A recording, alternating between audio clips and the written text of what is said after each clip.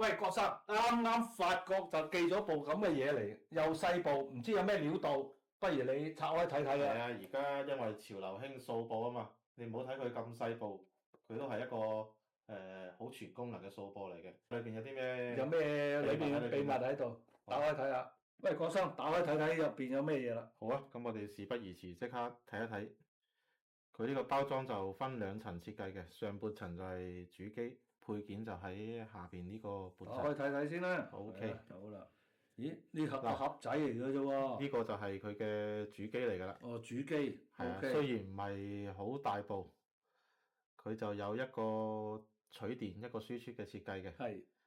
呢個就係一個電源嘅開關，就係咁簡單嘅啫。你睇佢好似冇屏幕啊，冇咩，但係佢嘅操作就完全係可以由呢個平板啊、手機去控制嘅。等陣我哋都會做一個全面嘅示範。咦？咁啲線咧？佢冇線嘅。線啱啱我哋講佢嗰個配件區就喺個下半層嘅，喺度。我哋咩線啊？睇睇。攞晒佢出嚟啦。係啦。嗱，首先就係佢配一個電源線，呢個係俾你取電用嘅。我哋用翻平時屋企手機嘅 USB 嘅 adapter 都可以取電噶啦。呢個咧就係俾我哋呢個主機 Type C 供電用嘅。呢個係一個 Type C 線。另外，因為佢係一個掃播，佢掃播咧佢就可以直接 analog 輸出，佢就俾一個3.5轉蓮花紅白。佢呢個就 RCA 接翻我哋一般功放嘅左右聲道就可以直接去開聲㗎啦。我哋有啲發燒友要求高啲咧，佢又嫌有啲自己有啲高班啲嘅 DAC 啊解碼器咧，佢就可以通過我哋呢個光纖嘅輸出，去用一啲更高班嘅解碼，當然個聲就可能會更好啦。呢個就多樣玩法，即係唔同玩法，又可以模擬輸出，又可以數字輸出嘅。同時我哋有一個都要講一講，佢呢個機雖然係細喎，但係我哋睇翻包裝，係啦，佢有咩個冇入邊有啲咩可以玩咧？譬如我哋一般，我哋而家高班啲嘅玩家玩掃播就有呢個 WAN 啦，佢都支持 WAN Ready 嘅，你用 WAN 嘅軟件可以直接都可以 search 到呢部機，去投送數字音頻，跟住俾佢播放。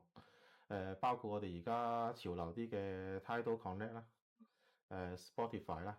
都可以直接search 到呢部機，只要喺同一個網絡裏邊就可以。即係原則上咧，掃播嘅嘢佢都大部分都支持㗎，都支持嘅。支持㗎啦。係啊，而家就好方便。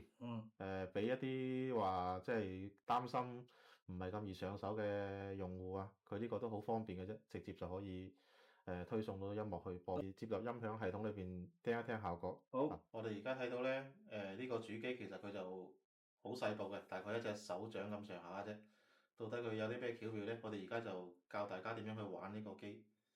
首先我哋係反轉佢個後邊，佢有3個鍵，呢個係接電源嘅一個 Type C，中間係一個開關，左邊係一個信號嘅輸出，就係呢3樣嘢。我哋而家就先接個電源啦，佢就同我哋手機咁樣將個 Type C 直接接入去。另一端個 adapter 咧，佢就直接接我哋嘅電源就 OK 㗎啦。跟住第2步就係接我哋嘅信號線。信號線我哋佢有一頭係3.5mm嘅，3.5mm咧就直接接喺呢個主機嘅輸出上邊。跟住另外一邊咧就係紅白嘅 RCA，對應翻我哋功放嘅左右。我哋一般接 CD 呢一檔啦。左對翻左，白色對左聲道，紅色對右聲道。咁樣我哋呢個接線就完成㗎啦。跟住後一步就係開機，只要將佢撳落去開機，咁我哋就啟動咗㗎啦。呢部機為之。因為我哋而家用一條係標配嘅電源線，所以我哋主機係要通過 WiFi 去連接到網絡裏邊嘅。我哋講一講另一種玩法，就係唔用我哋呢個盒仔嘅解碼。譬如我哋而家呢個功放咧，佢係內置咗解碼嘅。只要佢有呢個光纖嘅輸入，我哋用原機配嘅另一條線去連接佢，同樣係3.5mm呢個咧就係主機嘅輸出。另外咧，光纖佢係行數字信號嘅，就接到去我哋功放啊或者獨立解碼嘅光纖輸入咧，咁就 OK 㗎啦。你自己本身有解碼，你可以對比下佢同我哋個合格解碼嘅區別都得嘅。係啊，你話中意邊種聲就用邊種。係，大家可以睇到呢個盒仔咧，佢就冇操作界面嘅。係。佢所有嘅操作咧都係通過一個 APP，我哋呢個對應翻型號，佢就係一個叫 G2。係。喺個蘋果嘅 APP Store 啊，或者如果安卓系統就喺個 Google Play 啊，都可以直接下載到下載咗佢之後，我哋就打開呢個 APP 咧。佢之後就未連接狀態咧，我哋就打開主機嘅電源鍵。咁眨下咧，佢就喺度獲取緊嗰個網絡。喺度揾你部機啦。一接通咗之後咧，佢就應該係變翻唔會斬喎，應該變翻藍色。佢變咗藍燈咧，證明佢已經係即係揾到你啦，揾到嗰個網絡㗎啦。係啦。跟住我哋就喺個 APP 度點擊連接。係啊。連接之後咧，我哋就可以進入呢個機器嘅操作界面。咁但係應該要註冊㗎喎。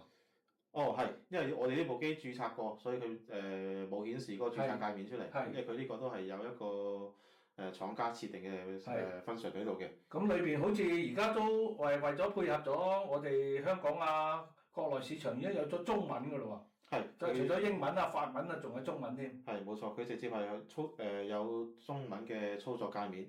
同埋我哋而家睇到，佢呢度顯示嘅 logo 咧，即係音樂平台 logo 咧，都係佢支持嘅。譬如我哋用得比較多啲嘅，就會有 Tidal 或者蘋果 Apple Music 啦，Apple Music 嘅 AirPlay 啦。係啦。我哋又試下 Tidal 先啦，因為佢支持呢個 Tidal Connect 嘅。係。我哋點開 Tidal，咧，佢就譬如我哋隨便揀一首歌。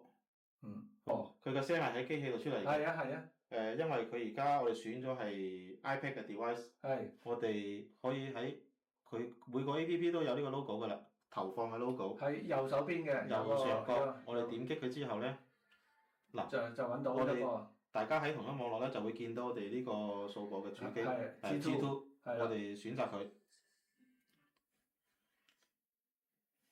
咁樣我哋Tidal 上嘅音樂咧就會通過部功放出聲，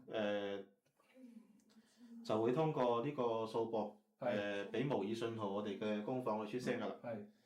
咁你而家已經係用緊功放。而家就係 Tidal 玩緊 Tidal 啦，Tidal 就曲目比較好啦，同埋聲就都靚啲嘅。係。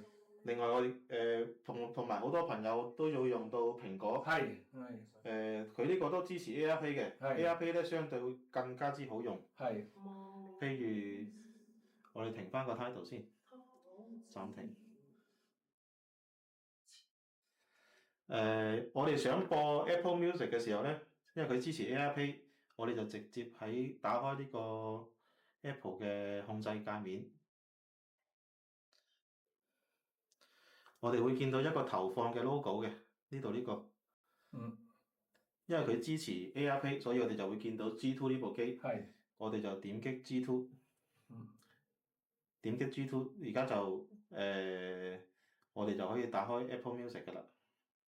佢播放嘅音樂咧都會投送到去功放上面㗎啦，因為我哋而家通過 G2 呢個 device 去推送嗰個模擬信號嘅。而家用緊而家就係 AirPlay 嘅。係啊。